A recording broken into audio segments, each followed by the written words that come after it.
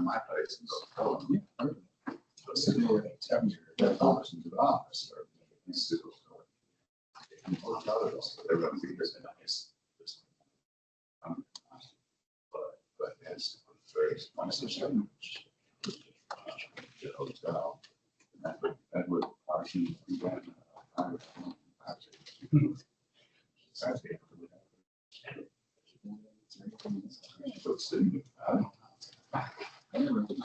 It was supposed to be, not supposed to be, it was a CO until both were done. Exactly. I have all the time. Ready to file. Hold up the next one. The little party house still there? Oh, yeah, that's the little man on that. Every day, himself, and they, no matter what. She probably can build around here, then you value it off, but it's not big enough to build anything on it. Yeah, before it was really really important. You have one stuff that's broken down. Before you go to the water, they're like, that's nice people. Yeah. These are all the animals. I don't know if you can thank God. These were. Yeah. It's part of the.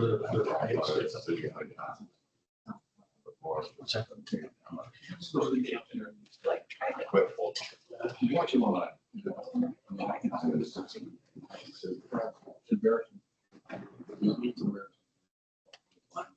you trying to get it? Display on the screen. Is it a PDF? Yeah. No, it's just a word document. Nice. Okay,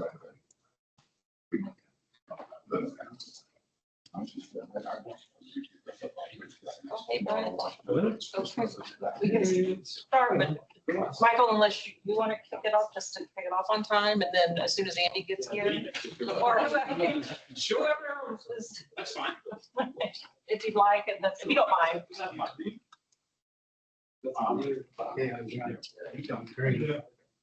It is 5:33 on Wednesday night, November 6th. I'm going to call this meeting to order.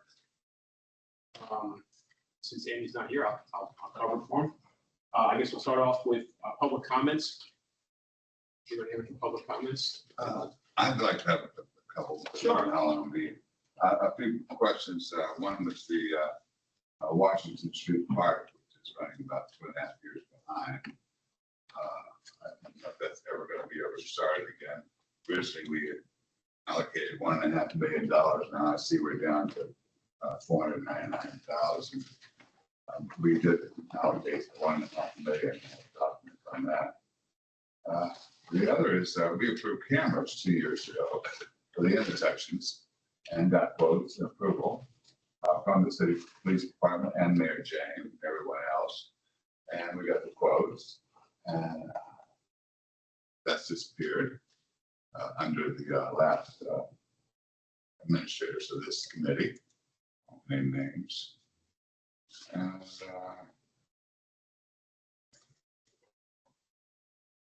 what happened to the fire station and ambulance station?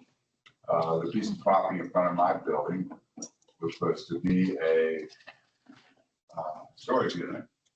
I went bankrupt and apparently went on the market to auction. And I requested the city for to purchase that for a park and or a fire station and rescue squad, because we only have 1/4 of the required park greenlands in the town district, and we have no fire and safety yet in the money or city. And that's all.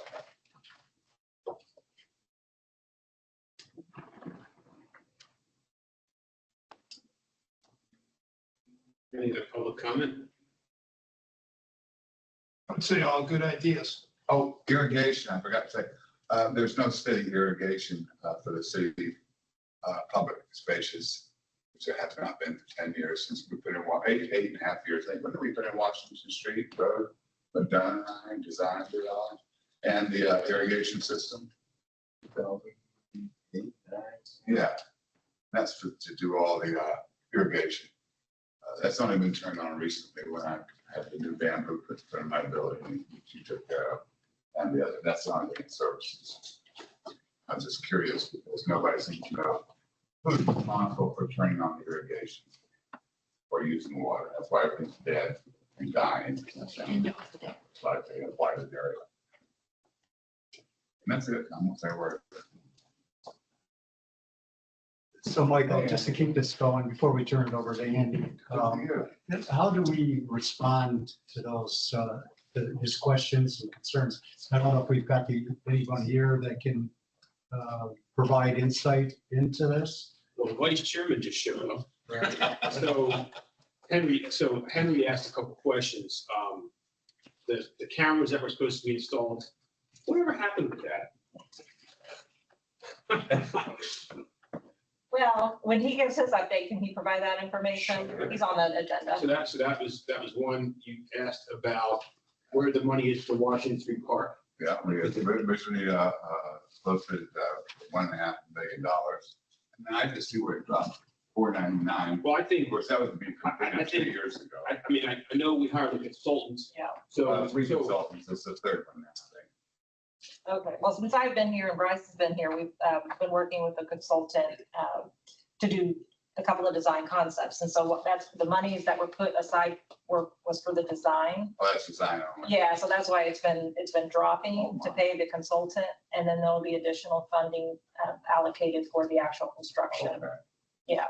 so That's gonna happen that's sometime. that in is still 2000. moving. Henry, but the problem, things take 2030 a or long something time. like Yeah, that. I mean, we had some presentations. Actually, wait, when I was on the board originally, I was off for a period of time, and I got back on as the vice chairman asked me to get back on because there were some vacancies. We had these couple of presentations by the consultant. I don't know where things stand from those presentations.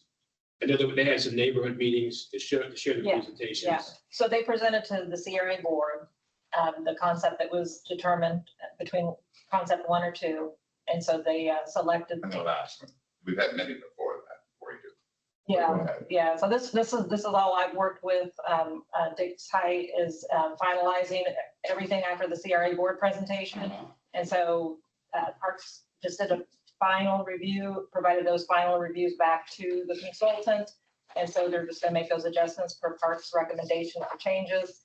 And then we'll be able to send out the RFP, would it be the RFP? For a bid, right? For construction, yeah. So it actually might be pretty close now. A few, 3 to 5 years. No, I mean, I would say sooner than that. Yeah, Right, Mr. Vice Chairman? The only other thing was of course, irrigation. Oh, yeah, that, They've I never don't know been about turned on. irrigation. This city right away irrigation, water's never been turned on except for the bamboo, thank you. I live in my building. I can tell you about the irrigation. Okay. Channelside Drive, we finished that widening at Parks here, that's got all new irrigation put in. Cumberland, down in Meridian, that's got all new public space, all irrigation. 11th Street, yours, On the, on both sides, but there's irrigation there. mhm. A short segment of Whiting, from between Whiting and 11th and Meridian, has got it, and then 12th Street. But nothing on Washington. That we have, because we don't have any project scheduled for And Washington. you'll be doing twigs, you'll be irrigation on We're twigs. putting in right now on Twigs, and then when we do the Whiting and 12th Street north of Twigs, that'll all have irrigation. So the only streets that won't have irrigation in will be the ones we have touched as part of the Channel District. So 12th Street doesn't have it right now. It does between Kennedy and Washington. Right. Yeah, because that stretch, that was the first stretch we built as part of this, but it has. Now, how well it's being maintained, how it's being used, I'm not, I can't comment on that, but I have a contact with the city, we deal with irrigation. So. Yeah. Send Danny. Yeah. And on the 12th Street, around the board that, parks, I forgot the name of it, Twigs and 12, there's water always retained there in the states and everything. What's the status on that? It's, where's your hand work, but it's under design right now. We plan, you're taking my fireworks later. Okay, hold on. I'll give you that on that. Okay, I just got triggered me. That's okay. So we probably need to get this contact because there is a lot of broken, unused irrigation system and it really looks pretty bad. I know, especially from the parking garage on 12th, which basically takes you all the way to Channel Side down to Whiting. That is not working. You also have on Washington from Channel Side up to 12th, they are not working. And it's all broken pieces. They're just, you can see. I'll get that information. Get it. Okay, you want to start the meeting? And We've already started. okay, good. Okay. You want to take it back over though? Where you at? I'm at the, actually, I have approval of the June 2024 meeting minutes. Okay, so we haven't started presentation. No. Okay, so Andy Wood. Well, I guess we got to first approve the minutes. Oh, they weren't approved. Okay. So has everybody reviewed any revisions to be done? That's June, right? Oh, yeah, last meeting, yeah. See no revisions. Okay, Take a motion to approve the minutes. I get a motion on the board. Okay, second. Signify by saying aye. Aye. Okay, good. Approved. So we will go into presentations. Andy. Thank you again for having me here to represent the Florida Aquarium. I appreciate it. I love coming to these meetings and being able to share monthly what we have going on. We are recovering, as is everybody. We were fortunate in the storms that we saw in late September, early October to not take major damage at the aquarium. We did see the historic floods at the back. We saw about 3.5 or almost 4 feet of water on the back of the aquarium, which was interesting to see the water covered with that much water, and but no significant damage to the aquarium other than the splash pad equipment, which was intended to be removed. It was all, the infrastructure was destroyed in that storm. So it got us an early start on demolition of that project that'll happen out back. So, but other than that, we've been just recovering from that. All the animals are safe, our people are safe, so we appreciate that. We had a somewhat successful guppy wean, which is our first activity since we had reopened after the storm just past weekend, the weekend before, and that was pretty successful. Bring families back out. We're starting to see folks willing to come back out again. We had a strong summer, so we ended with a very strong attendance here again. I don't think for my PR people that I'm allowed to say the number yet, but it is 7 digits, so we're happy about that, which keeps us consistent at about 1 million visitors a year. So we feel good about that, which is really good. And so it was a strong year. We just announced this week our next major element at the aquarium, which is Yule Tides. So we are launching a first time for us significant holiday experience at the aquarium. It will start on November 29th and run through January 5th, I think is when it runs through. And it's all new theme decor, all new activities, family friendly, exciting stuff, and it'll happen pretty much every day with great new entertainment and experiences. So we're excited about that. I'll be more excited when trucks start showing up with actual decorations that can be installed. We're not there yet, but we got 3 weeks, so we'll be fine. And then the last thing I have is, so on the major project, we are now on to the next phase. So in the Sea Change capital expansion, we had opened the first exhibit last year in 2023. This year, we've done all the planning, we've been through design, we were pretty aggressive in where we are in design. So we decided to tackle the most complex part of the project, which you would think is the construction outside, and it's not. It's actually the renovation inside, beginning of the building. So our second floor will go under construction with hoarding walls blocking off and construction crews on site within the next 30 days. We are in permit now, and we anticipate receiving permit in the next week or so. And then we will begin construction on that, and we will open the next phase of this, which is a whole new gallery with a touch experience at the center of it. Will open in, I think I'm allowed to say, late spring, early summer. That's what I'm allowed to say. There's a date I'm supposed to say, but I'm not going to say it until they get moving on construction. So we're excited to bring that online. We'll bring that online. That also comes with other major construction where we're modifying existing infrastructure. The city's been great working with us, especially the fire marshal, in the way we have to completely redo an egress stairwell in the center. So we're excited about that. And then all the plans and designs will start getting into permitting for the next part of that expansion, which is Puffins.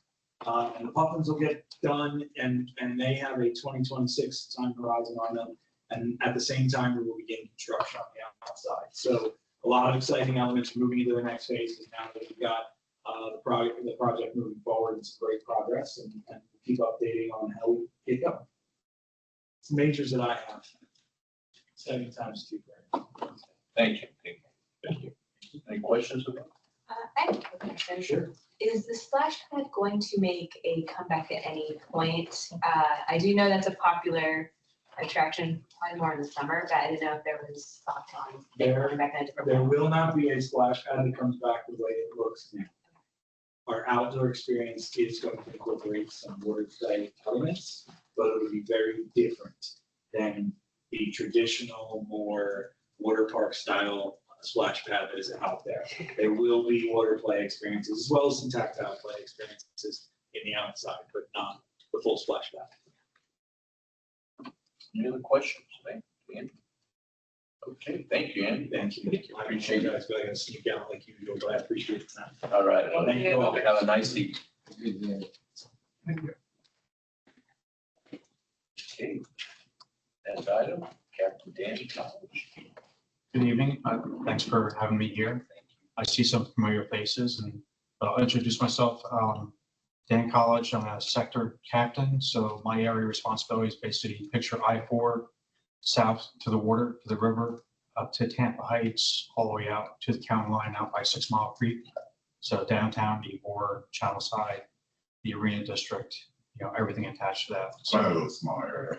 Yeah, well, they tell me that I say it's the most undesirable, but they tell me it's the most challenging captain's assignment in the department. So I started about a year and a half ago in that sector. I was about 6'7" with dark.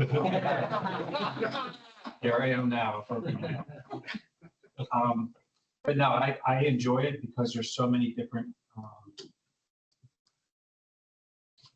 The landscape is so unique to the city of Tampa. You have Ybor, and you drive right down the street, and you're in the Channel District, and then you're in Water Street, and you're downtown, then you drive over to Armature Works, and then some of the residential areas. So I really enjoy it. I grew up in Jersey, and it just reminds me a lot of how that state is. So I embrace it. Other captains will run away from it. I tease them that I'm getting their office ready for them, but it's I really enjoy wearing that. As far as the Channel District, crime, if anything, it's just quality of life issues, minor, homeless issues that we're working really hard to resolve. And we realize that we can't enforce our way out of that. It's something that every community is facing. I think we're in better shape than most, but we're developing a more robust plan to deal with that. It's more service related than it is enforcement related, although we still will enforce laws and ordinances, but sometimes it's a last resort because a lot of times homeless is it's not criminal. It's a substance abuse problem. It's a life choice problem. It's a mental illness problem. So it's probably the most challenging issue facing urban areas in this country. And there's no perfect answer for it. We're trying to be the model to come up with that answer. And that's just getting off the ground really just this week. But it's going to involve a lot of other city entities as well as private organizations. And we're just trying to build that. And Major DeFelice, the district commander, likened it to a snowball, start small and just get it rolling down the hill and get it bigger and bigger. So hopefully we'll be successful with that project. Cameras, I can answer your question for that.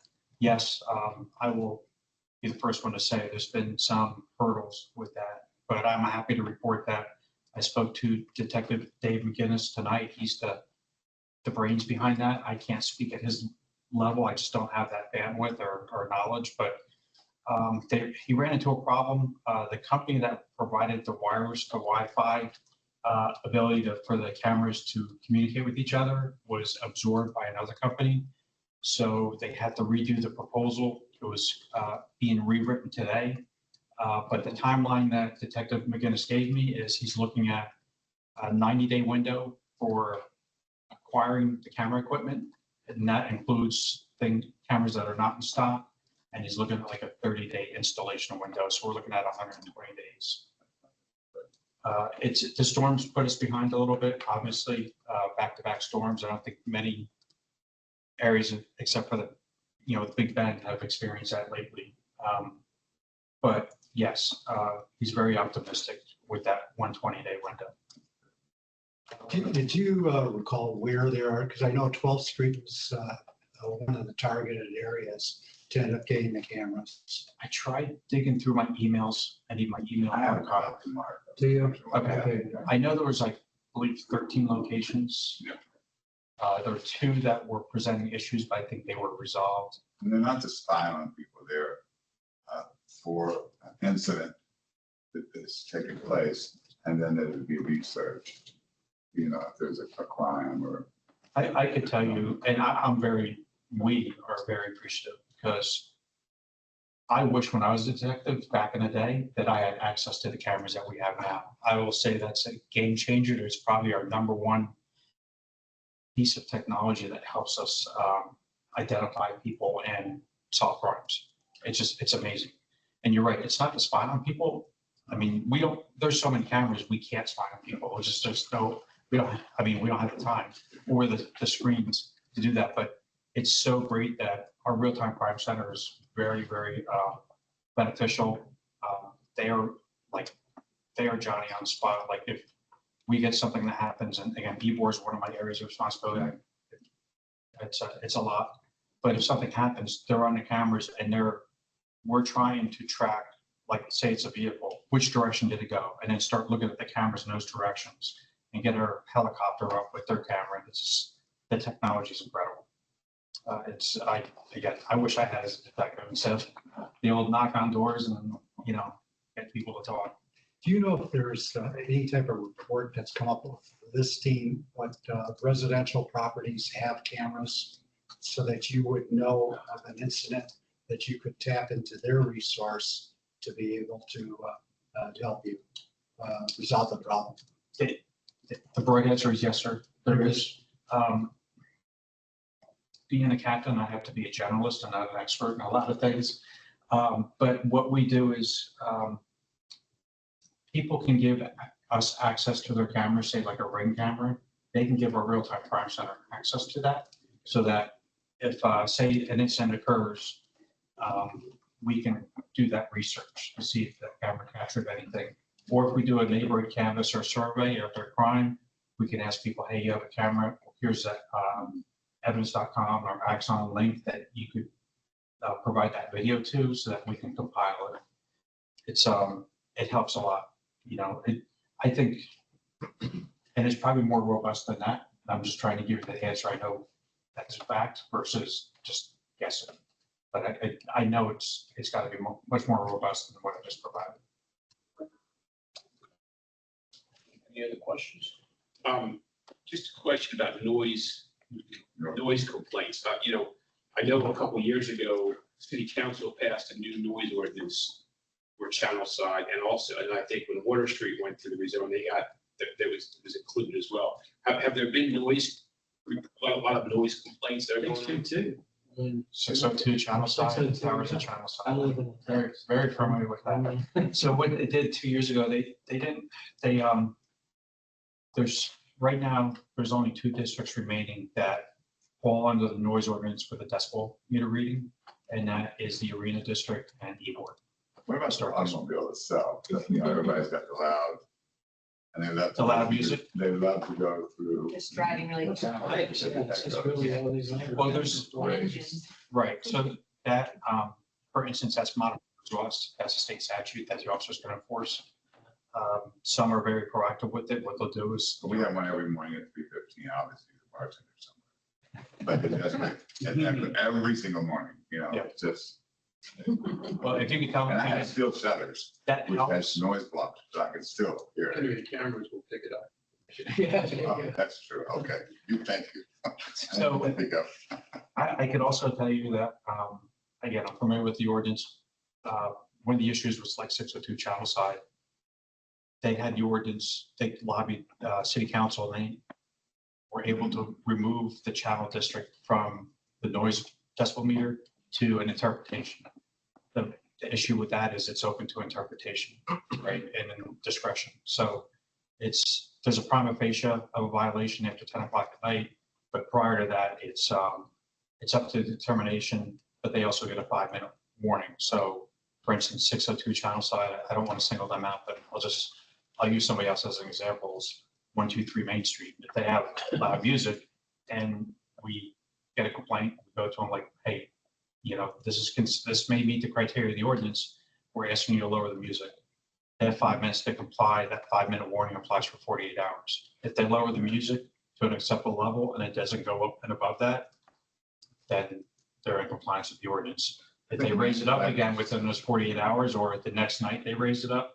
But the problem with 602 is they would wait 5 minutes, wait till you guys left, then they would do it again. And by the time you go through the process of calling again and going, nobody wanted to call 911, so they called the general number.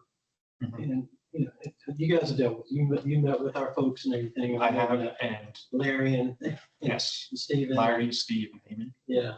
And yes, and we have some things we built into that. And our main concern is now, I think they're done with their parties or the rooftop parties, but they're trying to get a special permit for alcohol. And they're going to turn that into some supposedly Michelin star restaurant, which I'm not buying. It's the same people that ignored the rules before. So I think they're going to try to shove people on that roof and abuse the situation again once they get it built. But Yeah, and there's more to it that I got to be careful, because we did have a meeting with them and Councilwoman Anderson did attend.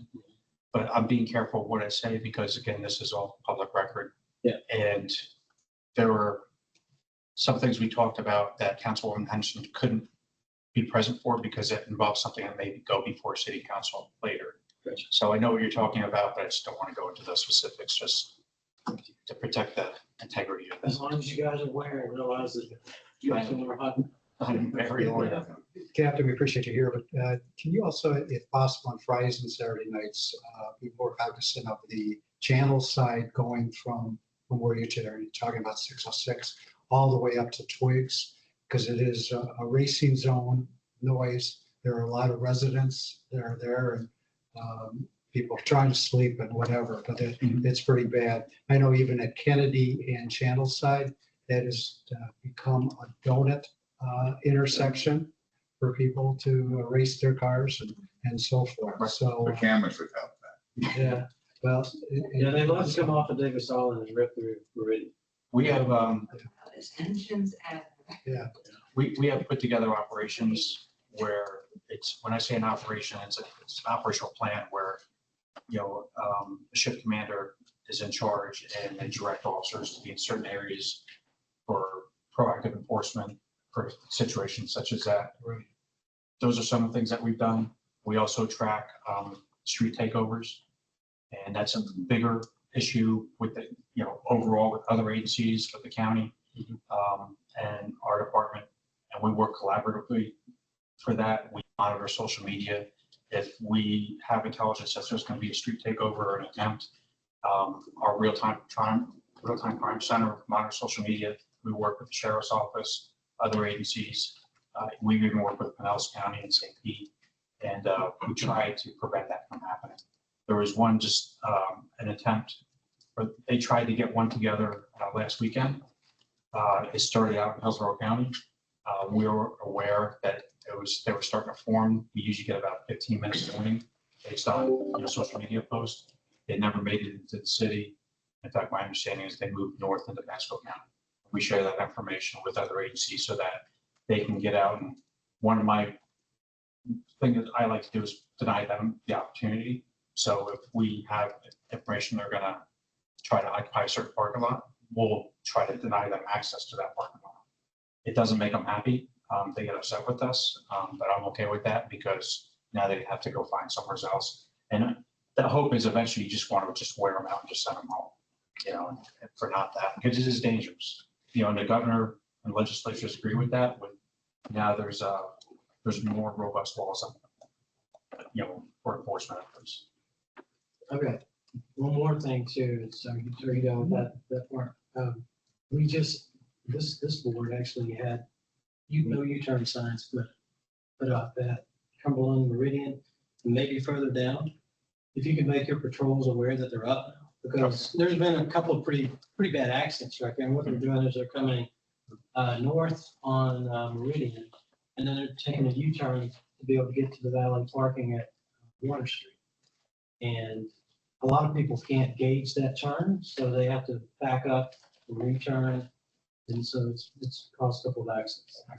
But the signs are finally up on the poles for the U-turns. They haven't been there. So.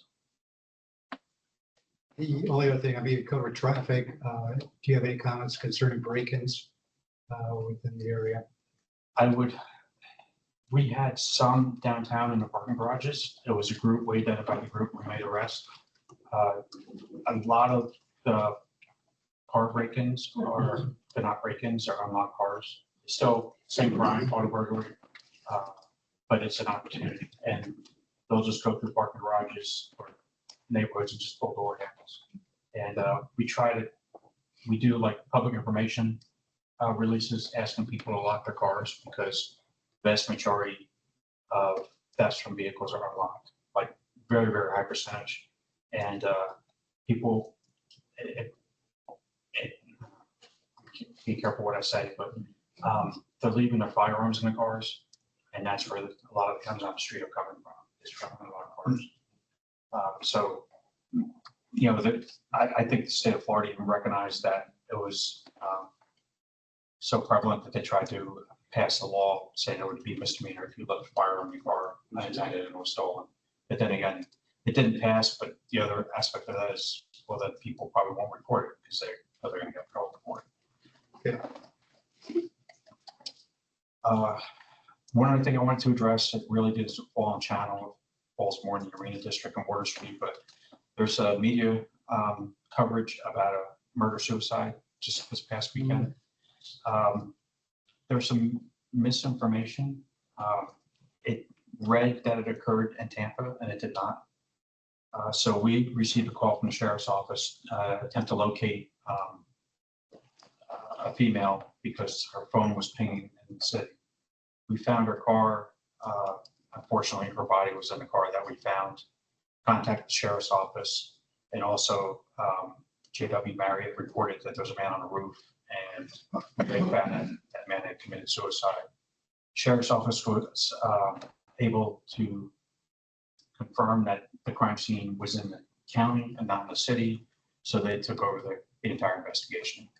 So I don't really have much more than that, but I just wanted to clarify that. So if anybody says, well, you had a murder-suicide downtown, you had a suicide, but you know, the homicide happened in Hillsborough County, and it was domestic related. So it was isolated, it wasn't random, where people needed to be concerned. But I wish the media had done a better job of clarifying that. But sadly, Tampa, I think you said it, is the hidden secret.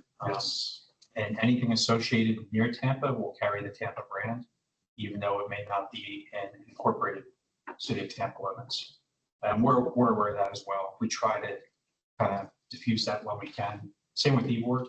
I can tell you that irresponsibly they reported a homicide in Ybor, and it wasn't even near Ybor City. But you can imagine, you know, the consequence of how that is perceived, especially when, you know, everybody's trying to get back on their feet from the tragic events of last year. So again, we do our best to kind of control that. We're trying to be as transparent and as a media as we can with in the media, but we also want to be accurate. So that's why I just want to speak about that. Just so I'm asking you as, you know, good stewards of people bring that up. No, we heard it firsthand. It didn't occur in the city, and not to be concerned. Any other questions? I can't help with the irrigation. I'm sorry. Gwen, if you could just put the next month's agenda regarding the cameras, and this way we keep that going. Okay, now there's momentum on that. Yeah, and like I said, once now Detective McGinnis, I reached out to him today. He was he's spying on me, probably from the cameras, but he goes, I just got off the phone with these people about, you know, the Wi-Fi and everything. So he's on top of it. Dave's good people who work for me as a field training officer. So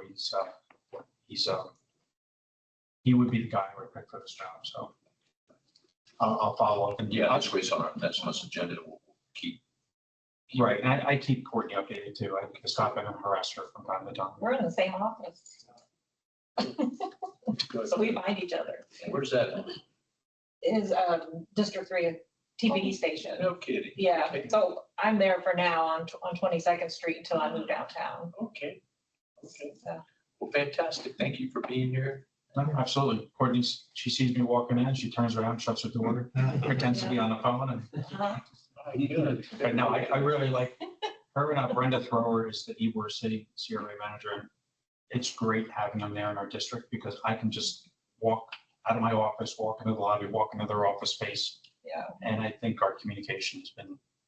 I know, we don't want to move. It's nice to be right there with you, so. All right. Thank you, Yeah, Ken. the one last thing, just so that you're aware, because this was conversation before the meeting started, is about the Riverwalk and the lights that are out.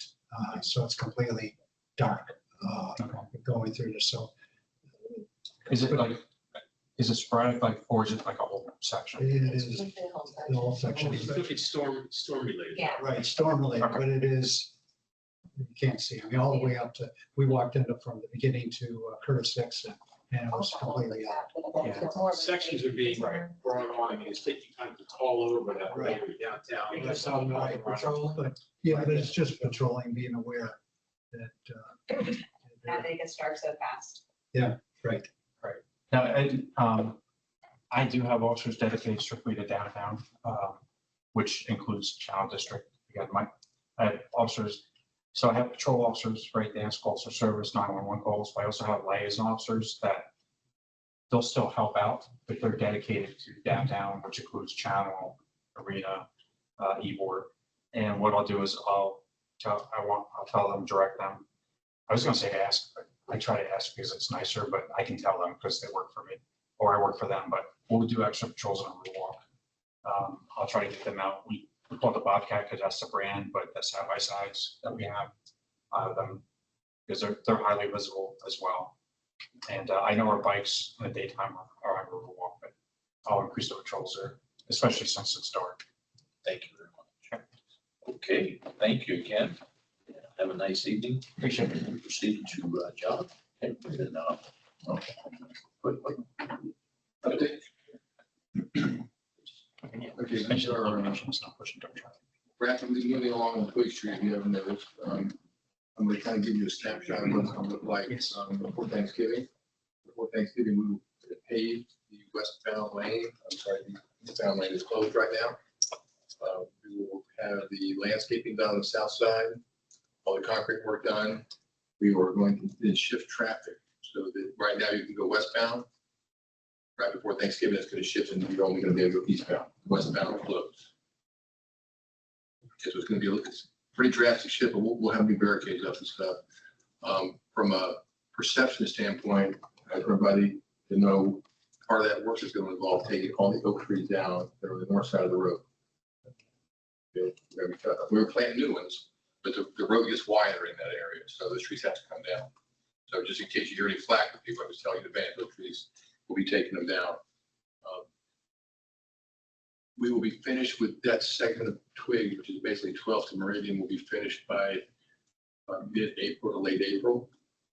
And then we're going to move, hopefully within 30 days, if I can time city council meetings and that kind of stuff and getting agreement signed, I'll move on to 12th Street north of Twigs to start that construction.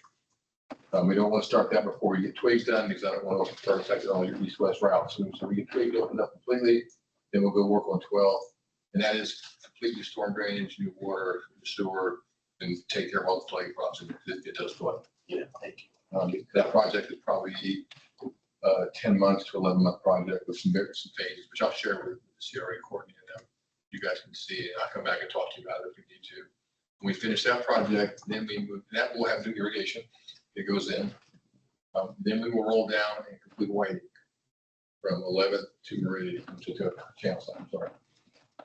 That's probably the most complicated job here from a maintenance traffic standpoint, because there's a couple of facilities there that only have one way in and out. So we've got some challenges ahead of us when we get to that construction over there. That's every bit of a year and a half down the road. Well, That's a new entrance and exit to the crosstown, right? Eliminating the arena. Yeah, But you're going eastbound, right? So you're saying you're starting from 11th. we're going Oh, eastbound. I'm Yeah. out. You're the opposite. Interstate. That's a whole different project that nobody knows about, the expressway and Oh, well. the widening strip ramp. That's kind of where we are on the CRA project. We're moving along pretty nicely. Channel side is completely done, Cumberland's completely done, 11's completely done. It's in the streets, our 12th has been done for a while, so now we're just trying to minimize the impact on the residents as we go through there. Twigs was a pretty busy spot, but it seems, I did get one noise complaint last weekend, we were working nights, but I can't fix that. It was from a resident that didn't even live on the side of the building where the work was taking place. So you'll see intermittently, we'll close the weekend and stuff like that, but any questions? I mean, it's moving along, the complaints. The whiting portion you were just talking, it sounds like it's gonna be complicated. So where you're going from 11th to channel side, will there be sidewalks on both sides? Yes. Well, it's during construction or after construction? After construction? After construction, yes. Okay, because right now the south side, I got my directions right, there is no sidewalk. That's where that vacant, where the building Yeah, lot where is. Elevate was supposed to be developed. Yeah, now, this is where you get a little, this is a Courtney deal, listed. The CRA agreements with developers, they have to put that in. They don't typically want to pay us to put it in because when they build the building, they'll tear it up. What we've done in some cases to get some continuity is just use asphalt, put a temporary sidewalk in.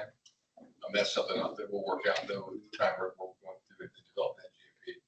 Depending where they are with construction of that or whether it's a parking lot or whatever. But I know that CRAs makes every effort to keep continuity of the sidewalk. Nobody likes a sidewalk in nowhere, right? So we don't expect that. So John, do you work at all with mobility? I'm assuming, yes. Okay, so a question's been raised, never got a response from mobility on was as you come down channel side going eastbound and getting close to the parking garage. That'd be north or south. That'd be east. Oh, so that's, I'm thinking, they're going south, okay? The speed limit is at that point in I time, never got the answer to that. I've asked Oh, you the did, question. so- Yeah. because it's just so for the rest of the group, it's 25 on one side of the street, the opposite side is 35. Yeah, I never got a good answer. But I don't think. I'll follow up because I put you in contact, Yeah. but never. He stopped the candidate. Oh, it does? Yeah, if you stop the candidate. And that's kind of a cross line. It's not really mobility, doesn't set the speed limits, that's transportation. And they have some turnover there, and I just told them that's Brandon Marshall's group. Brandon. No, but I know a dialogue started, Yeah. so now I just have to go dig up that was months ago. And the reason is because on the 35, I mean, it is, because once they make the roundabout, all the way up towards Twigs and so forth, is, if the lights are there, that's the speed zone. They're racing, and now you're promoting them to even go faster than if you were in the other direction. Yeah, I remember to follow up on that. I still have a bench I have to put in. Sorry, we mounted a bench in front of a kiosk, which I didn't understand why we did that. That was brilliant. We unbolted that and moved it. We just, I gotta give Melissa back where you were to put it at. But hopefully you guys are satisfied with all the amenities with channel signs. I mean, it's very pedestrian friendly now with the sidewalks, wide as they are. I see a lot of electric bikes going on there, which scares me. Now, are you also in charge of the Water Street construction that's going on? In charge of all the construction activities. I live in the towers, as I mentioned before, and we had a rain event prior to these two storms, which I know it flooded some other areas in town. We have never flooded from Meridian. And I mean, it was a river. We got 4 foot of water in our garage coming down. Yeah. And basically it would come down. There's the retention pond that's a little north of where the mill used to be. There's a huge retention pond, then there's a That's the concrete. expressway authority bond. Yeah, and then there's a concrete Concrete area. spillway comes in. Yeah. It just started flowing down that concrete. And I'm sure that you guys got some flow after storms where you're building the new road. Not too bad, believe it or not. Yeah, but something's wrong. I mean, it's just completely different than it's ever been. And it So- flowed and the pier house got flooded. What's the elevation then? That's only about 10 or 11 feet, isn't it? Something like that, yeah. So it was coming down Meridian. It's coming down Meridian and Meridian flooded for the first time I've ever seen. Cars flood pulled since I've been over, there. people- Cars are pulling Meridian. Yeah, I've seen that happen before. Yeah. Yeah. I didn't have a pier house. But around the Cumberland or something. Yeah, and Pier House, it flooded right next to it. covered the whole intersection. That retention pond never filled up. It's by the towers. I said, well, my jazz, my fans, Yeah, and I mean, they never filled up. literally Who has it? there was mulch in our elevators. There was so much water that came through, and this was the storm before Helene brought the same thing. It wasn't as much during Milton because we didn't get as much rain, but it's completely different than anything. We've had flooding or water come from the bay, but we were getting hit from both sides. And it was a All the lot. storm drainage in Water Street goes towards, Water Street out and right to the bay. Does it come to the Meridian side? Something's. So I guess something's kind of missed, think, yeah. I can talk to the, I know, I work with them too. So I can speak to the, and see if maybe they, sometimes there's a block in the line they don't know about, some trash. I think the block is probably around the pier house. There's a big drain that's right there. And it seems like that area flooded ahead of the rest of the area, almost like it backed up there and started pushing up. All the walls. Corey, you'll remind me. Yeah, but this was before the ones. No, I agree. These places, yeah, you wouldn't have. Yeah, no, I think a lot of it was mulch, but there must be something else. There's gotta be something with the system that I'm not aware of. All the systems on Water Street are all tied in to go down, Yeah, I've never, Water Street straight to the bay. yeah, like I said, this was an hour event, just rain. Now, And, We had, I'll, my Dave's one of you guys, that big rainfall, I think the same night, we're in Ybor City.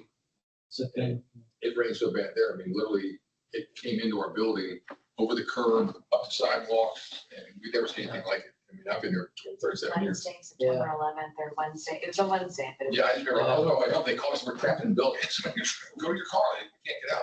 The Yeah. water was like knee deep in the street, that was, That's the only time I ever floated all the way to the Bill Park. so. was during that rain? Yeah, it's the only time I've ever, I get flooding from our property, Yeah, but, first time it's ever gone all the way through the hill. it was nuts. To be able to get it as high as it did and to fill all of our elevators with mulch, it was just, So, now I'm not an engineer, so the engineers should okay. They design these storm systems, what they call for a 5-year storm. They're designed for, the worst storm in 5 years, going to dump this many inches of rain an hour. That particular event, which I think is similar to flood our building, was like a 50-year storm. It dumped so much water that what it did, it just overwhelmed the system. Pipes are only, they can only carry so much water through the sides of the pipe, yeah, and it overwhelmed the system. But do yeah. you see any, how'd you do through the hurricane?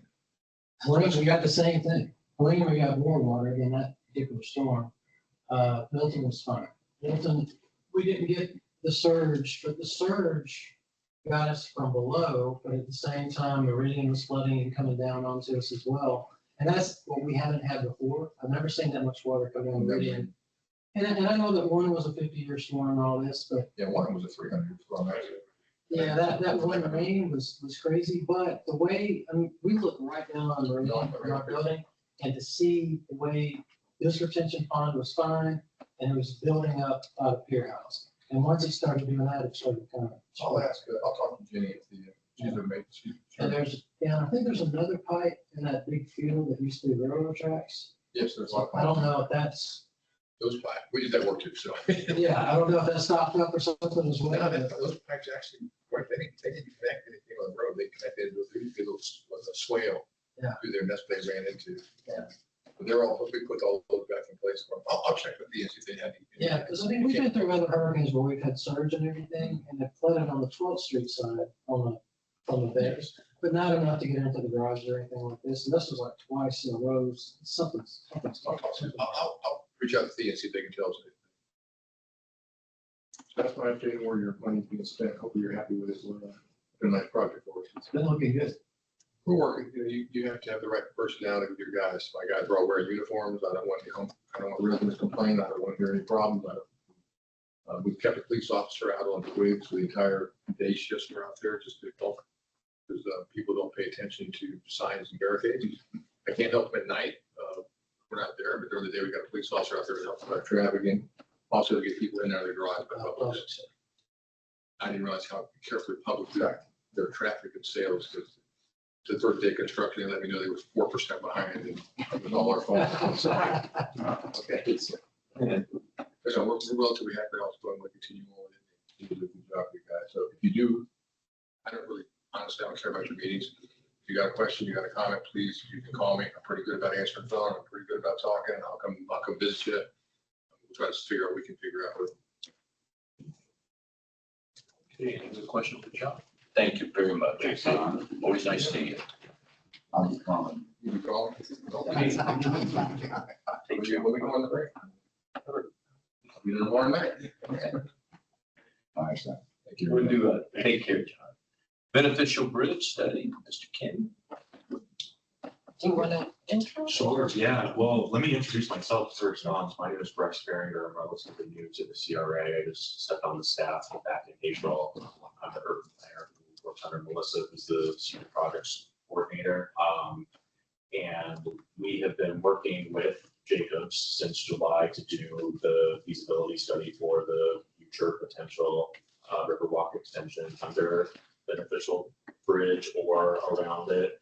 That's why we have them on staff to, explore different options. So with that being said, I'll turn it over to Ken Woodman and they'll give you just a general update on where they're at with the study, as well as future steps going forward as early as 2025. So, thanks. Glad to have you. Yeah. Yeah, if you want to control. Oh, sure. I can switch over to.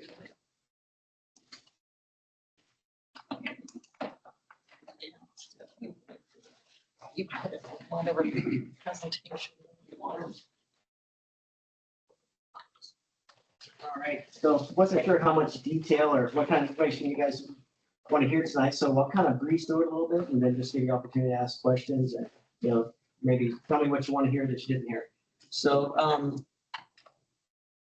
really the project limits, we're trying to go from around the Natural History Center on the west side, under the bridge and connect over to Sparkman Wharf. It's about 700 feet and we're really hoping for an alternative that'll get us under that bridge.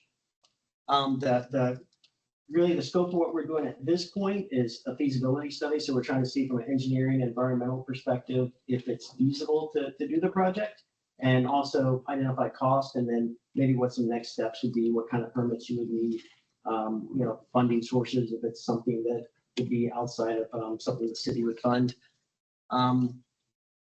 So Bryce said we got started in July.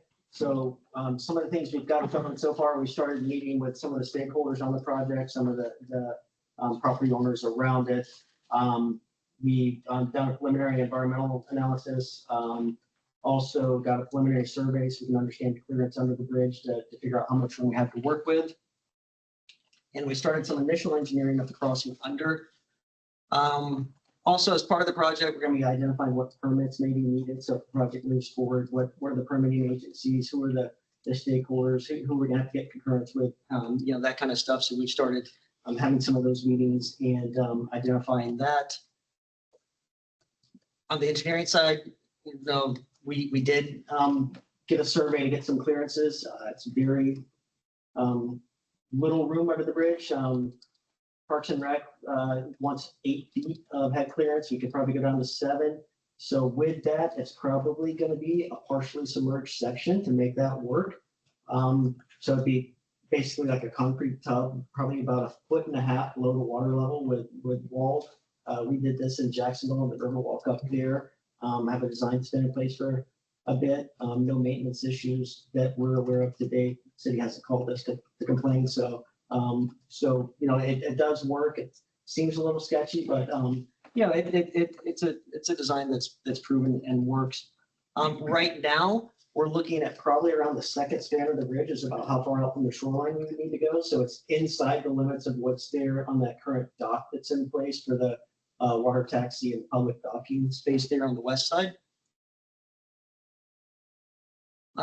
On the environmental side, we have started an environmental screening. So we sent our environmental scientists out. They did a screening to identify, wetlands, seagrass, any of those type of things that may be impacted by the project.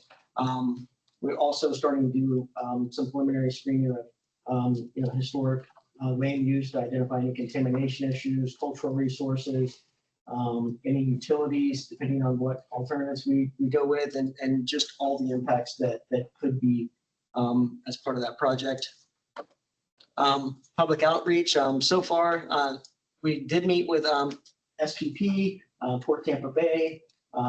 Also, City of Tampa Parks and Rec. Yesterday, actually, we had the meetings with the Yacht Starship and the city's resilience officer, and we're working on getting meetings set up with the water management district also. Kind of give you a little bit of the feedback we've got from people so far. Just updates, Parks and Rec, obviously safety.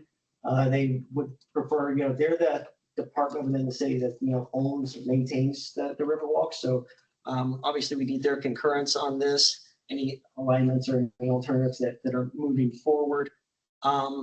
So, safety is important. They'd like to include amenities like another kayak launch or something like that, to have some more recreational space as part of it.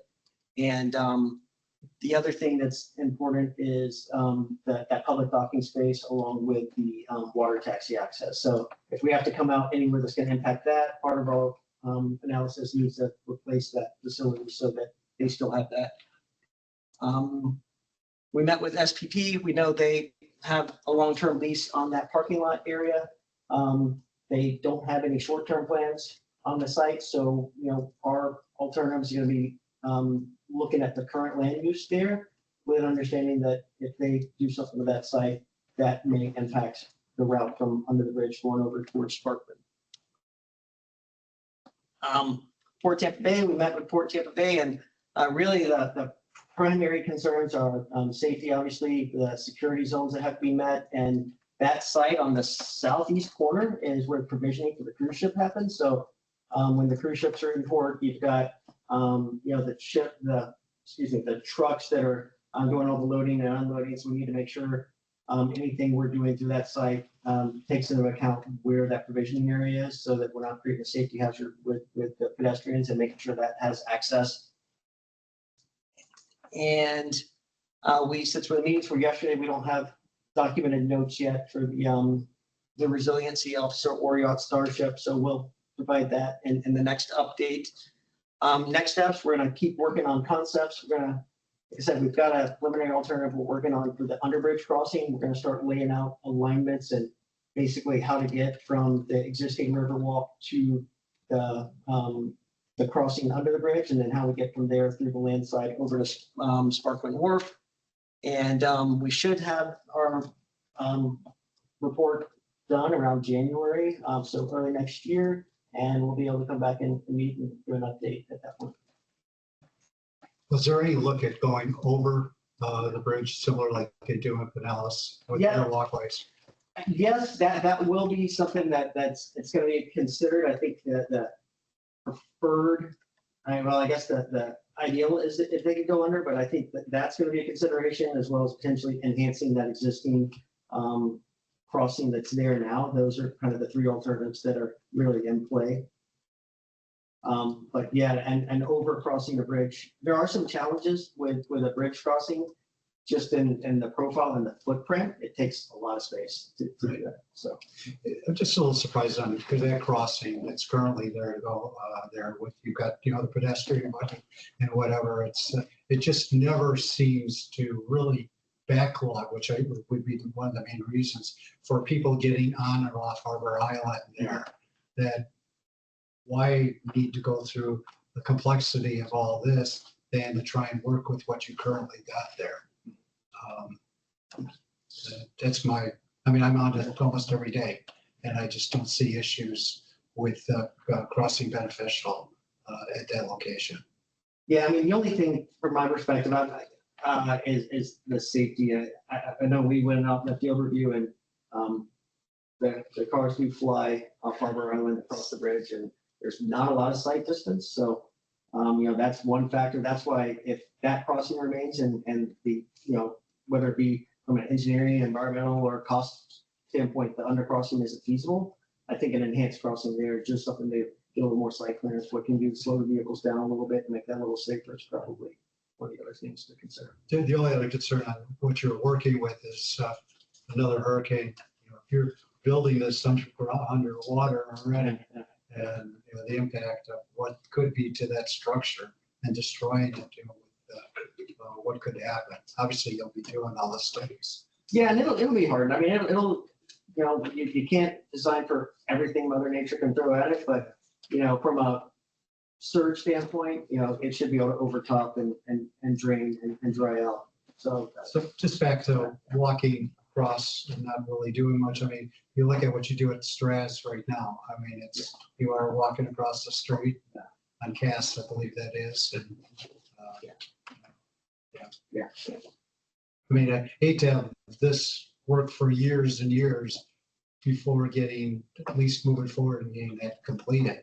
Because I'm assuming the goal is to get you to Sparkman Wharf, correct? And then from that point, hopefully successful, then you could expand, as we talked earlier, out towards Ybor. And, this seems like this could delay that activity for a long time. What is SPP's preferred route option? My guess, if they have if they plan to develop on that site, they probably prefer something that would bring it through their site to get the Sparkman, is probably my guess, but that's, they're open to anything that we do. I mean, obviously they want to concur and see how that would impact their future plans, but the reality is, if, it seems like from a timing perspective, it's just unknown, and Bryce, I mean, there's no funding for construction or anything, right? It's really more of a feasibility to see if it makes sense at this point that it's possible. Yeah, we actually, Melissa and I went to the stakeholder meeting with SPP, and they're open to any possibilities. They see it as an asset. Yes. Draw people But in. they want to contribute to the construction, of course not. Good question. Now, the those are the port, working. No, actually, is that informed up? The My understanding was they're gonna build, like another hotel. No, that's So not you accurate. think that they would want to. The port had a long-term lease with SPP, but SPP went to, they actually made a deal to buy it. I'm not sure if they've closed on it or not yet, but the Port Authority approves SPP buying that property with fee title to it. Yeah, but did they ever do it? I'm not sure if they have, but it was approved by us. I watched that meeting Yeah, because that, a couple years ago. Yeah, and I don't know, as of, when we met with SPP, they said they hold a long-term lease. They did not mention anything about purchasing it. I know it was approved by the Port Authority, and I was not happy because I was living with Dowds at the time, and I was. But they convinced the Port Authority to sell the property. They said they're gonna build condominiums on it. You can't sell condos on leased properties. That was the argument. Anyway.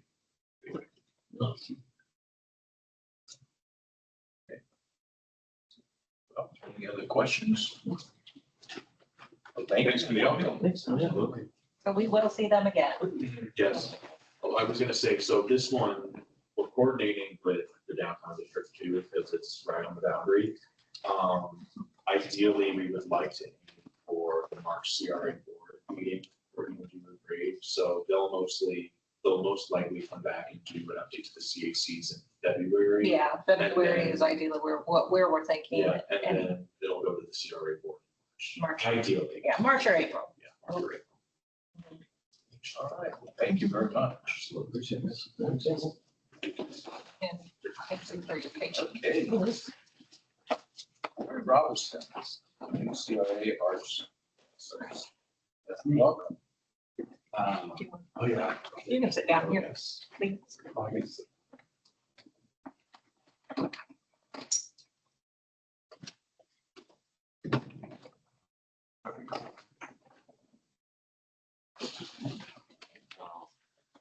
My name is Corey Robinson. I've been a professional artist for over 20 years. There's like a little some info about me on the front of this that you guys can brush up on after.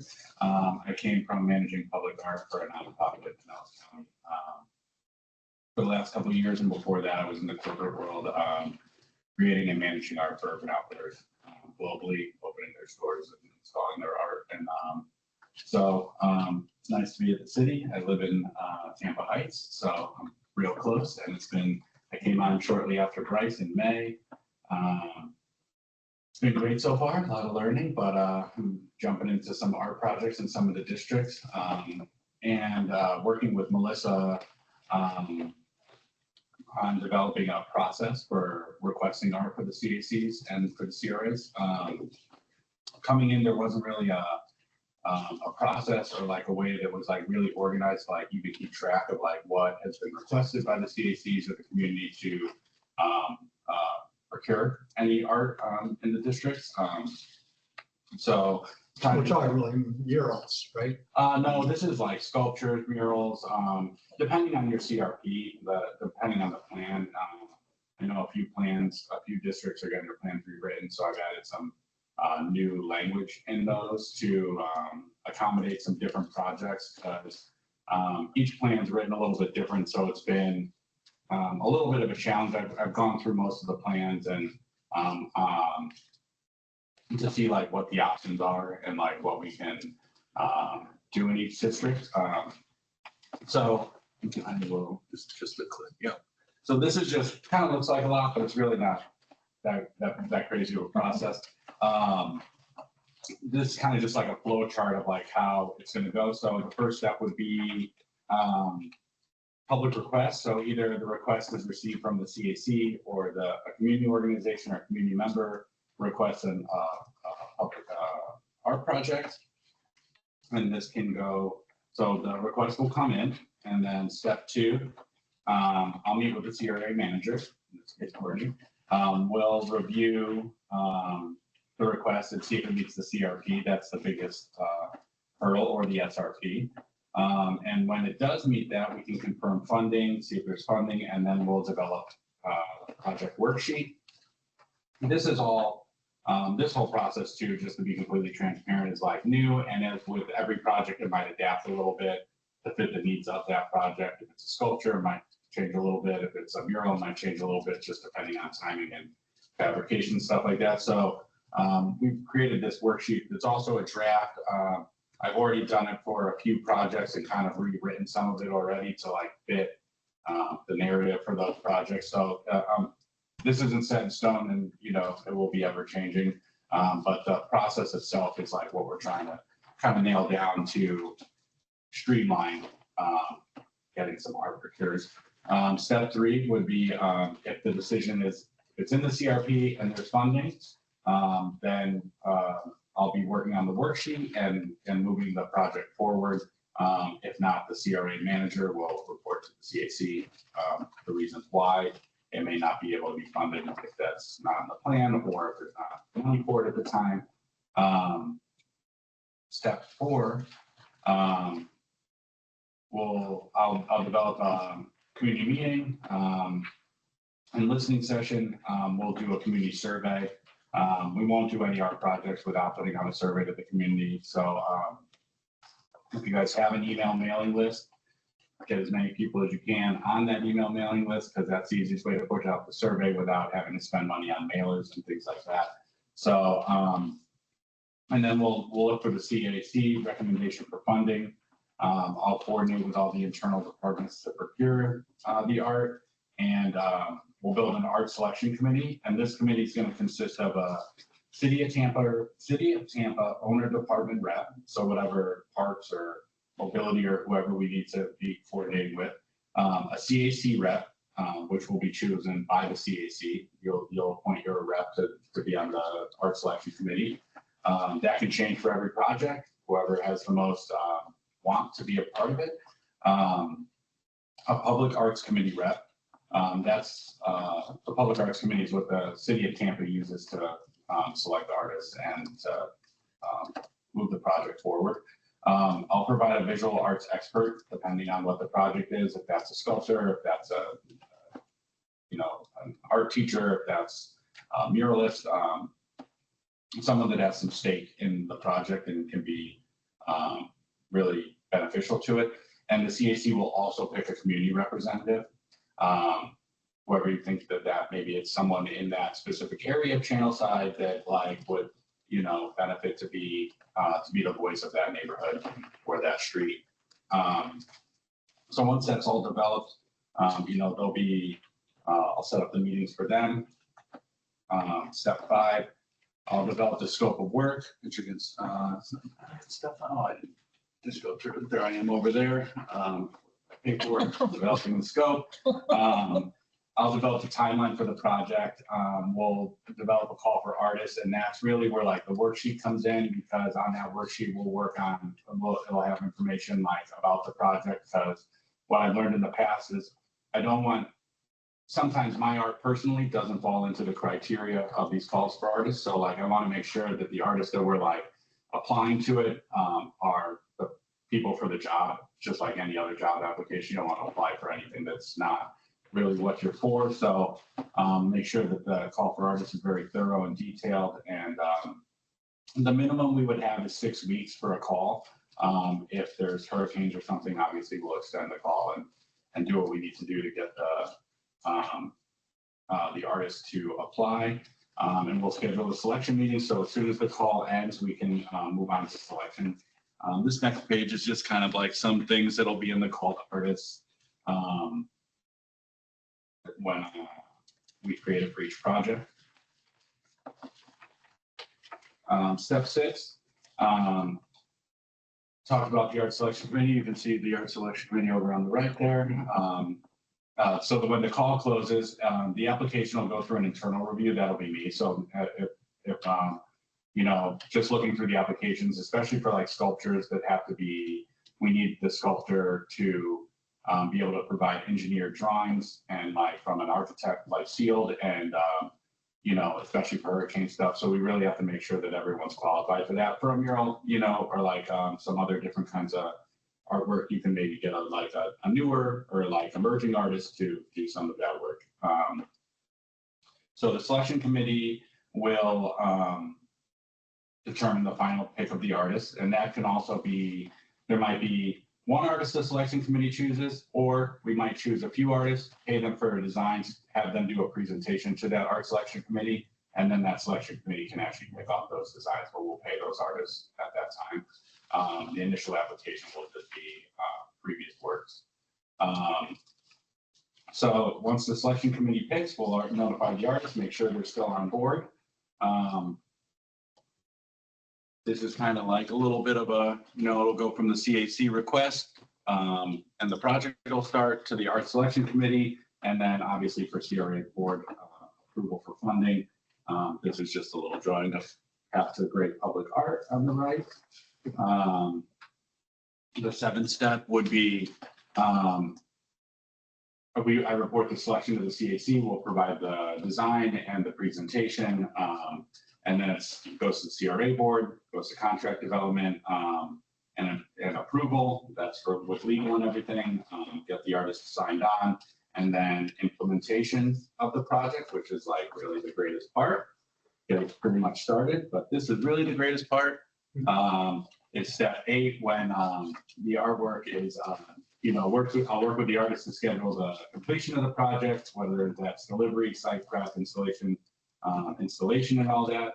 We'll have a dedicated planning, a ribbon cutting, and we'll be closeout items if that the art goes into the inventory of the city. But the real last step is the joy that you all get from the art, and that's really the end goal and my whole role here at the CAC and then at the CRA is to provide the communities what they really want. I'm not here to choose your art. I'm just here to help it get pushed through, whatever that might be, or, you know, get the best outcome for the community. Right. Corey, so what I'm hearing, this is on city-owned property is where this would Right go. now, yes. Yeah. Okay. I know like in St. Pete, they do, there's an interaction to control, and this has been raised at previous meetings here, a concern long range with our murals, especially in the Channel District. It's my understanding the lifespan of those murals usually is 8 to 10 years. And a lot of these were funded independently, but I'm also hearing there's no one really overseeing to make sure the quality of those murals is properly representing what the community really wants, because over time they'll deteriorate. Who's overseeing to make sure they get up to the standard that's there? Do you see your department interacting with the independent developers on the art or not? So right now, any building that's built, there is a city ordinance that 1% of it has to go towards public art, but that does go into the city's art fund. So that is the city's arts and cultural department, which I do work closely with, but when it comes to the independent, some other CRA districts are also looking to get, to be able to write their plan to put, to fund on private sectors, because like Channelside or somewhere like East Haven, there's not a lot of city buildings, so it's like harder to fund murals and, you know, and them to be maintained. Because once a mural is done by the CRA, it'll get put into the city's inventory, and then the city will be required to maintain those murals. On the private sector, it is a little bit difficult because the private buildings are funding it, you know, so we don't have that much of a say in maintenance or anything like that. That would be more of a, and it is hard. Any mural that I've worked on in Pinellas, it's like we require a certain kind of paint, we require a UV coat, we require a vandalism coat. So it can usually, usually the UV coat does add about, the UV paint that like goes on, that people have been using, it's actually adding like maybe 5 to 7 years longer lifespan than just like using a high quality exterior grade paint. So there have been some steps in making them last a little bit longer. But on private buildings, if it's not in the CRP, it's hard to get that funded or for us to actually Understand. There are some nonprofits around that are doing nice. Go ahead. It's either gonna be the city or the private owner. Okay, like the office buildings I developed, we had art outside, Right. either statues or things coming out of the ground, you know, look like whales and stuff like that. And we didn't have any guarantees on the art. But, if we vetted the artist, Right. of course, but it was our responsibility. Courtney, so I don't know if this generated before your time or not. The topic really was more, we found out the city obviously controls their buildings to make sure they look proper. And you obviously, if you don't paint your buildings, take care of it, you get fined. Okay.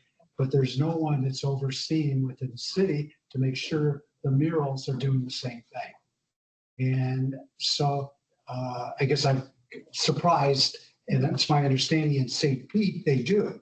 So the same group oversees not only the buildings to make sure it's living up to the integrity you want there, but also that the murals are living up to that same standard. So I guess I think what you're doing is fantastic. To me, it just seems there should be an interrelationship with also providing your perspective and expertise back to, you know, that, hey, we have an issue with this thing, and you can provide recommendations what can be done. I understand in St. Pete, they come through every 7 to 8 years, they wipe out the original mural. Yeah. And then, am I correct? Yeah. Okay, and then they'll come up and do a whole new mural. And it seems like we have no policy like that within the city here, which I think is, as time goes on, it's going to be an issue.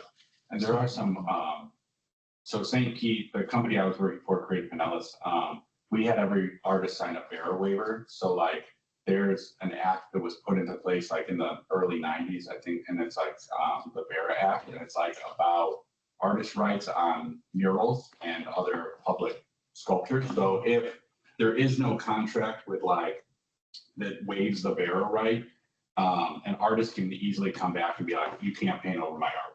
So that's where like a lot of the private buildings run into, if the artist wants to be like that.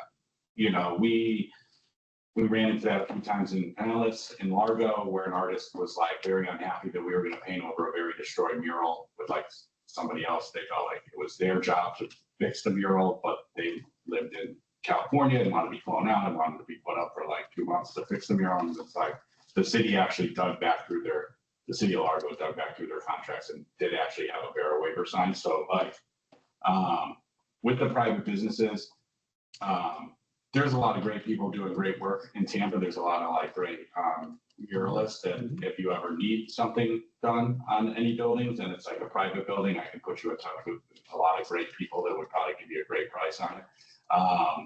And it just is a situation where like private business owners may not get the contract that they need to even move forward. But what you're saying too is I agree that when you do if you got graffiti on your building, you're responsible to buff it right away.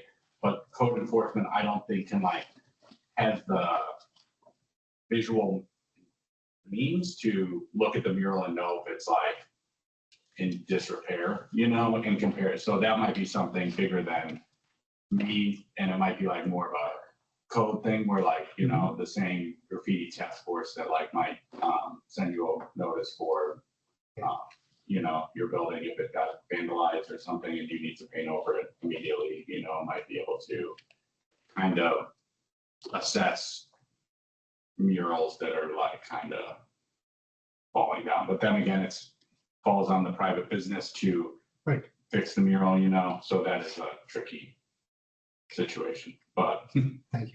going forward, if the CRP was to change and you were able to fund like on private buildings, we would have to look into like how that's going to be maintained. But no matter what, there would be a mirror waiver in the contract that says like at any point that building owner can just wash the wall, you know? And that may make procurement a little bit easier too. So is this a historic process or is this something that you developed and are implementing? This is something that's new because when I came in, Melissa and I had started working on procuring a process for the arts because the Arts and Culture Department does, with their public art committee, they have like a little bit of a different process, especially because like funding and stuff. So, and how they have to move. So we developed this, and like I said, this is still like in draft form. We're like using it in some other districts to move projects through right now, and it seems to be pretty simplified and working. It seems to be an organized way, but if any time that it stops working, then we're going to need to revise. And so it's like a newer process for the CRA to actually keep track and to try to get these art projects moved a little bit. So can you work with an independent people, let's say, I mean, like Ed and I, Ed's been very helpful. We've been trying to talk about doing, it's not part of the Channel District area, but the Marathon gas tanks across on the port to get them. We have some that have murals on them already. I know the Citgo, I think once have done it. And even there's one on the Marathon one, but to try and get them to aesthetically improve the appearance down there of putting these murals. Would your organization have any? Are those the tanks that are across the port from Channel side? Yes. So that would probably, if that's not in the city limits, that might be a Hillsborough County. But they own the property. Yeah, they own the property. Yeah. It's not The city. Marathon owns their land on the port. Oh, okay. And their tanks, so. So yeah, that would be That something. would be an opportunity for you is what we want. Yeah, so Outside of the city. yeah, if it was not in the CRA district, I wouldn't be able to actually work on the project, but that would be more of like us, because I'm like just honed in for the CRA. Yeah. Our procurement, but it would, if the city, if it can be requested to the city, that's something that they may be able to work with. And they also like work with the county too on some of these properties that, you know, jointly for funding and stuff like that. Marathon itself, you know, some of these bigger corporations are looking to be more community involved. So if you can get to the right person at Marathon, they may just be able to be like, yeah, we'll fund that if you guys can procure an artist, or if you know, something. There's a lot of corporations that. My thought, and I think this is where he's going as well, is maybe you acting as a private contractor for Marathon outside of the city. Oh, for me to? Yeah. I mean, you're not, are you just a public operation, or do you do private work? Oh, for myself, me personally, yeah, I'm a muralist myself. I got murals on I private. think that's right. Yeah. Is to contact Marathon, and you might have an opportunity to Yeah. do something. Yeah, that's something I can. We can't do it. Yeah, I know. Yeah. Because I know there We're not was. their landlord. Yeah. Because when you do the water taxi, they talk about over the Citgo one, which has got the manatees on it and so forth. Some artist, whoever it is, they talk about it, and somehow he worked directly with Citgo. Okay. to end up Yeah, having I it. can look into that. Yeah, but just, Okay, you better speed this up. right. Because, yeah, two questions for you real quickly. So you only work for the CRA? Yes. Is this a new position that Yes. they've never had before? Yeah. Okay. You don't work for the arts division. I mean, it's simply just CRA, Yeah, I'm only on CRA projects. only on CRA. Okay. And then that vandalizing code, you said that I think that there's like, a few of my friends own some businesses and some of the CRAs, and I know that as soon as their building gets vandalized, like if someone was to come graffiti the side of it, someone immediately reaches out from the city and, sends a notice that says you have to. No. My question is that there's a coating that you could put on. Oh, yeah, there's a coating. So there's like a UV paint that they sell. It's about $100 a gallon. It's kind of pricey for like paint wise. But so the UV coat goes on, and then there's also a UV coat 2-part vandalism that like goes on. It makes it, I will say that it makes the artwork harder to touch up. Like if later it was faded and you had to like go back and then touch it up, that surface has to be like kind of like really roughed up. Like it would take a lot of sanding to, kind of. But the graffiti coatings do work to where like you can pressure wash it and it doesn't hurt the paint, and you can like kind of pressure wash the paint off.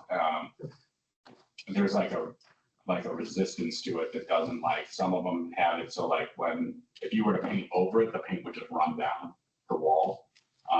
It just depends on what kind of That's just interesting. Yeah, it's cool. There's like definitely some technology that's out there now that can kind of like, it's not 100% vandalism proof, but like, most of the time murals, a lot of cities put in murals because it deters vandalism too. So a lot of times you don't really run into that unless it's like someone that's not really vandalizing for art purposes. It's vandalizing for, I don't know, just vandalism purposes, then that's a different kind of situation. But thank you and welcome. Yeah, thank you so much. And if you guys please and grab me some cards from my Okay. and so feel free to reach out as much. Yeah, please do. Yeah. Okay, so let's move this to the capital.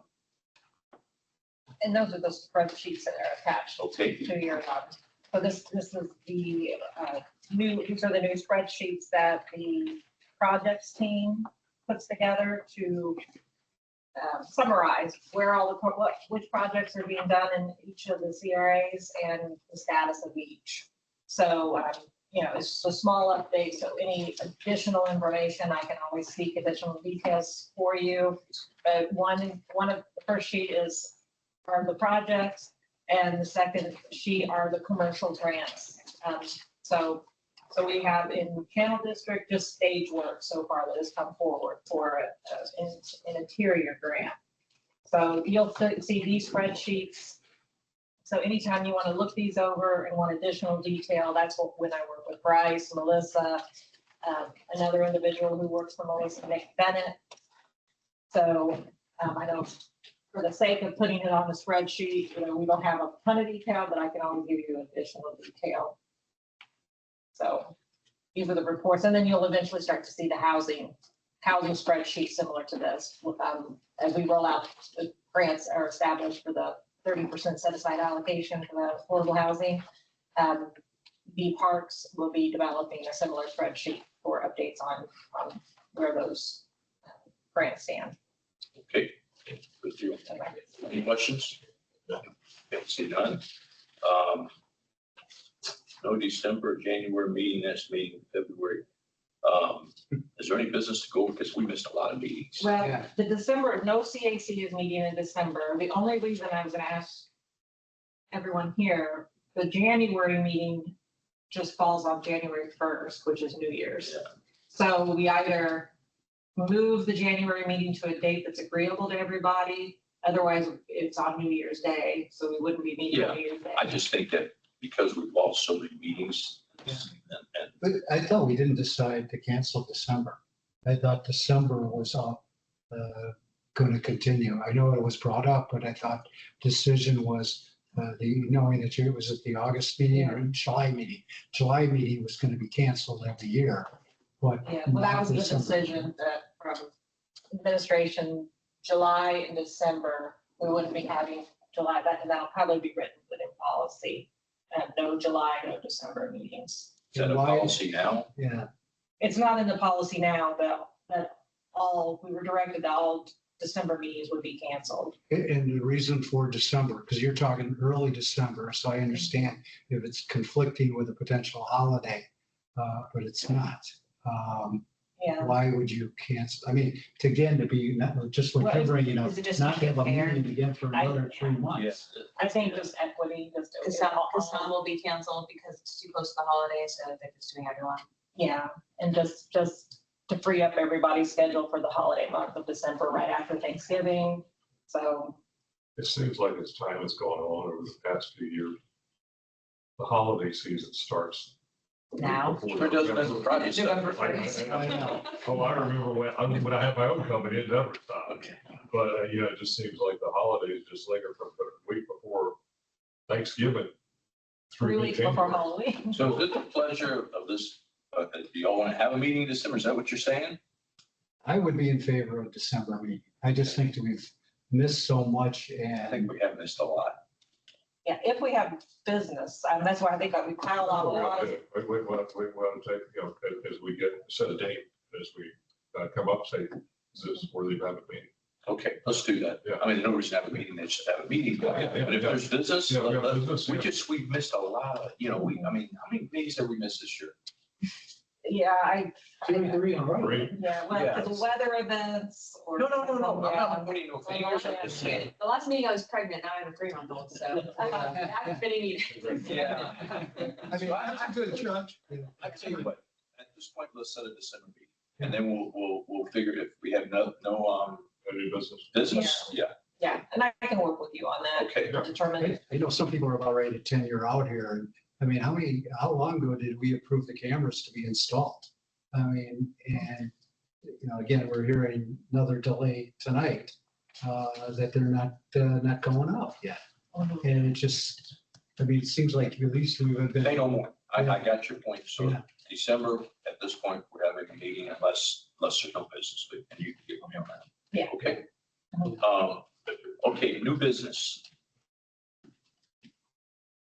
And that's just if anyone, sorry, I did add Parks Department updates, because there had been a request for that, so I can ask them to come in December if we have the meeting in December, otherwise I noted February because that was Have it done in December.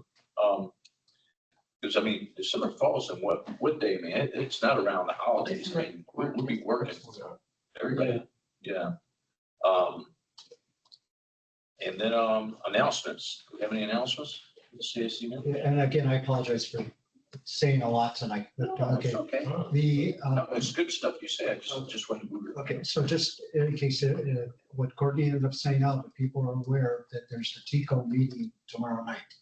And in that, they're surveying, they're looking, the Hart streetcar, that they're looking to start charging for the streetcar.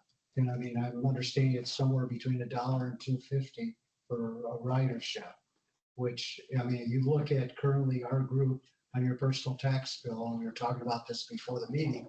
I mean, we're paying already, I think 0.5% of your tax bill is going to pay for a streetcar. We also have in here in the budget, $80,000 going to Hart. And now we're potentially recipients. We're now also going to be asked to be paying to utilize the facility where, if you use it from, let's say the Publix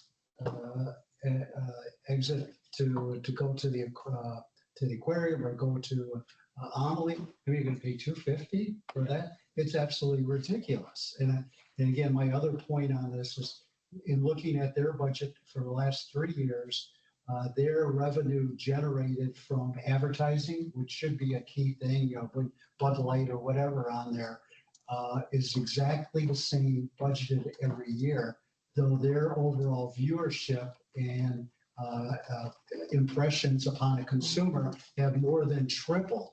Coming from a marketing entity, your overall charges for that should have gone up significantly to the point I would think, should be covering this cost and not to be passing it on to their passengers. I agree. So unfortunately, I can't make the meeting tomorrow, but if anybody is, I'm gonna try. Yeah. I submitted a form did you then fill out the survey? Oh, we didn't have to have it once. Yeah, but I'm just FYI, I think it's. No, thank you. I took a picture of that because I saw it advertised. Yeah. Yeah. Okay, I've got a rehearsal dinner, but anybody can go, that'd be great, even to represent our, represent our group. Anybody can go. I mean, I have no problem saying that you're representing our group in opposition to this versus going there as just, a sole person. Okay, make it more. Well, I can go, but I'm not a member of this group. Oh, Can you United? Yeah, night, yeah. We're gonna try. We're gonna see if we can bring the baby as guilt. too. Ask her if there's a reduction for infants. okay. I've already taken away the splash pad. Courtney, you want to go over real quick? You sent an email about, people aspiring and that. Yeah, I wanted to make sure it was accurate. So I think if you've served two-year terms, then the terms expire after two-year terms. So a total of 4 years of service on each CAC. So we're all going through the process of trying to determine, and I know mostly this group is new, so it would just be, if there's an ex officio member, the organization would have to appoint a new ex officio member if they've served the two-year terms, 4 years.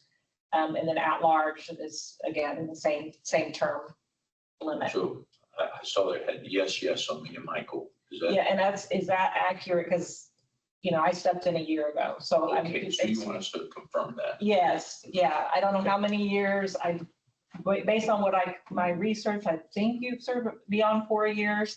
And then Michael, I'm not sure, I thought, but I may be So wrong. it's a 4-year max. Correct. And that's a 2 and a 2? A 2 and a 2, correct. We served 2 and a 2, and then we were off, and then we served another 2. Right. Okay, that's right. Yes, we got back on after we had sit out. So you guys I'm just trying to Yeah. So I think, figure, because I knew you all came on board when I started. Yes, you were all new. It were the two. we sat out a year, which kind of reset us. Okay, so yeah, if you can just Okay, I'll do that. verify the years. Okay, and then, okay, any other announcements? So, that's funny, but your dog having a 3-month-old. Yeah. We met. No, I was like, oh, no, I'm gonna miss a bunch of meetings. I didn't miss any. Yeah, You're gonna turn around and be in college. well, hey, we're adjourned. Thank you so much. That's where I was looking. Those are yours. So far, so good. So far, so good. So I've only really.